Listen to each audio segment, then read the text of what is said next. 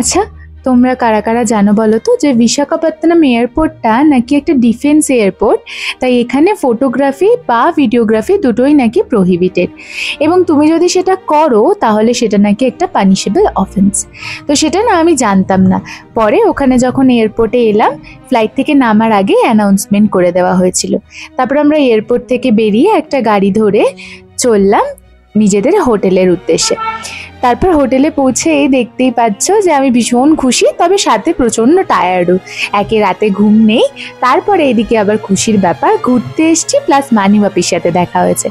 মা বাবারও মানে রোহানের বাবা মারও আসার কথা ছিল, কিন্তু ওনারাও একটা কারণে আসতে পারেননি।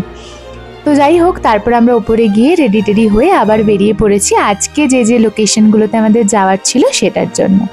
তো নিচে এসে কিছুক্ষণ ওয়েট করেই দেখলাম আমাদের গাড়িও চলে এসছে। আমাদের আজকে ফার্স্টেই যাওয়ার ছিল শ্রী বরলক্ষ্মী নরসিংহ স্বামী টেম্পলে। তো ফার্স্টে এই বাড়ি থেকে বেরিয়ে কিছুটা পথ যাওয়ার পরেই কি সুন্দর একটা দৃশ্য দেখো, কি দারুণ দেখতে লাগছে তাই না? আমি ভাইজ্যাক জায়গাটা খুবই সুন্দর শুনেছিলাম, তবে সত্যিই আজকে দেখছি যে সত্যিই হয়তো ভীষণ সুন্দর। এই সুন্দর রাস্তাটার মধ্যে দিয়ে আমরা বেশ কিছুটা জার্নি করে টেম্পলের দিকে যাচ্ছিলাম।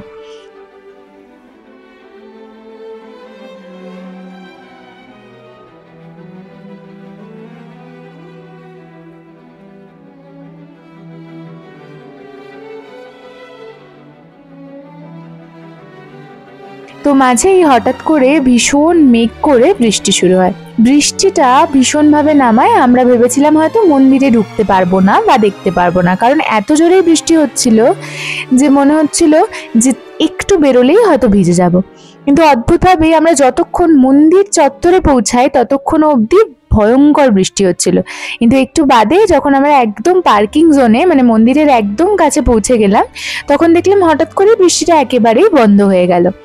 তো যাই হোক, তারপরে আমরা গাড়িটাকে পার্কিংয়ে রেখে গাড়ির মধ্যেই সমস্ত ব্যাগ ফোন রেখে আমাদের যেতে হয়েছিল, কারণ ভেতরে ফোন অ্যালাউড ছিল না। তো এখন যে ক্লিপিংগুলো তোমরা দেখবে সেই ক্লিপিংগুলো আমার মন্দির থেকে বেরিয়ে এসে তারপরে আবার ফোন নিয়ে গিয়ে তোলা। তখন ওয়েদারটা একটু আস্তে আস্তে পরিষ্কার হচ্ছিল। তো যাই হোক, তারপরে আমরা ওখানে বেশ কয়েকটা ভিডিও এবং ফটো তুলে মানিবাপিকেও আমি কয়েকটা ফটো তুলে দিচ্ছিলাম। দিয়ে তারপরে আমরা আবার ডিসাইড করেছিলাম যে আমরা ওখান থেকে বেরিয়ে একটা রেস্টুরেন্টে যাব। তো চলো যাওয়া যাক। তো তারপরে আমরা আরও কিছুটা পথ যাওয়ার পরে একটা রেস্টুরেন্টে যাই। সেই রেস্টুরেন্টে গিয়ে প্রথমে আমরা খাবার দাবার অর্ডার করে দিই, কারণ আমাদের প্রচণ্ড জোরে খিদে পেয়ে গেছিলো। আমরা রেস্টুরেন্টে গিয়ে কিছুক্ষণ হাসাহাসি গল্প করে তারপর খাবার অর্ডার করে দিই। খাবারটা অর্ডার করেছিলাম আমরা মিক্সড ফ্রাইড রাইস আর পনিরের একটা কোনো রেসিপি আর চিকেন বাটার মশলা। আমি পনিরটা খেতে চাইনি, তবে পরে খেয়ে দেখলাম ভীষণ সুন্দর। খাওয়া দাওয়া কমপ্লিট করেই আমি আবার ড্রেস চেঞ্জ করে নিয়েছিলাম ওখানেরই ওয়াশরুমে, কারণ আমার মনে হয়েছিল যে আমার সব ফটোই বোধহয় একই ড্রেসে হয়ে যাচ্ছে, ওই আর কি অবসেশন। তো যাই হোক, তারপর ওখানেই আমি আমার ইয়াররিংস वगैरह চেঞ্জ করে আবার চললাম কৈলাসগিরির উদ্দেশ্যে। তো কৈলাসগিরি তো যাব, তার আগে আমি হেয়ার স্টাইল করতে বসেছিলাম। গাড়ির মধ্যেই দেখো বসে বসে নাকি আমি হেয়ার স্টাইল করছি। গাড়ি থেকে সবাই নেমে গেছে, গাড়ি পার্ক করা হয়ে গেছে, আমি বসে বসে হেয়ার স্টাইল করছি। তারপর মানির থেকেও একটুখানি করিয়ে নিলাম যে মানি একটু করে দাও তো। যাই হোক, এই সব কিছু করে আমরা চলে গেলাম ওখানে এন্ট্রির জন্য টিকিট কাটতে। এন্ট্রির জন্য টিকিট কেটে আমরা আবার ওপরে উঠছি। উপরে উঠে আমাদের ফার্স্টেই বলেছিল যে ওখানে রোপওয়ে আছে, রোপওয়ে করে যেতে হবে ওইদিকে ওই পারে। তো যাই হোক, তার জন্য এই যে সিঁড়িটা দিয়ে উঠছি, এটা উঠছিলাম আমরা রোপওয়ের জন্য, কিন্তু তারপরে ওদিকে তাকিয়ে যা সুন্দর একটা দৃশ্য দেখতে পেলাম সেটা তোমাদের দেখাচ্ছি। দেখো, এতদিন শুনেছিলাম ভাইজ্যাক নাকি পাহাড় আর সমুদ্র এই দুটো নাকি ভাইজ্যাকে একসাথে দেখা যায়, তো তাই আমি সেদিন সেটা সত্যিই দেখলাম। তারপর আমরা সবাই মিলে রোপওয়ে উঠে পড়ি। আর আমি না প্রচণ্ড রকমের ভীতু, আমার হাইটে একটু ফোবিয়াই আছে বলতে পারো। তো অ্যাজ ইউজুয়াল মানিবাপি তো ভালোই এনজয় করছিল, কিন্তু আমার হয়ে গেছিল ভয়। যত উপরে উঠছে আমার এক্সপ্রেশন দেখে বুঝতেই পারছো যে আমার মনে হচ্ছে এই বুঝি ফেলে দিল আমার।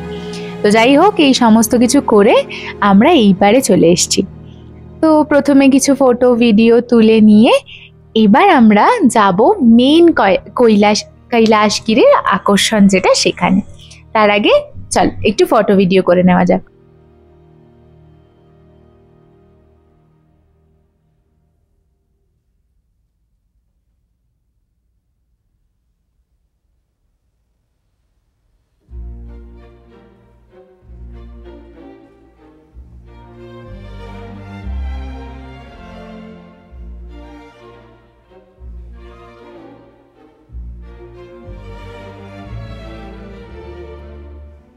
এই যে এইটাই হলো কৈলাসগিরির মেন সৌন্দর্য।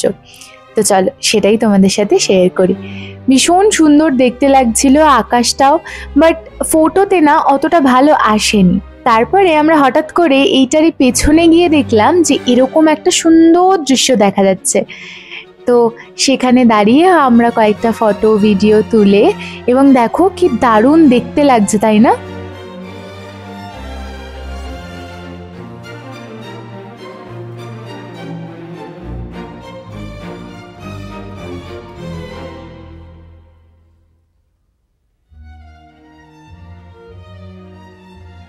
তারপরে আমরা ওখান থেকে আবার বেরিয়ে পড়েছিলাম।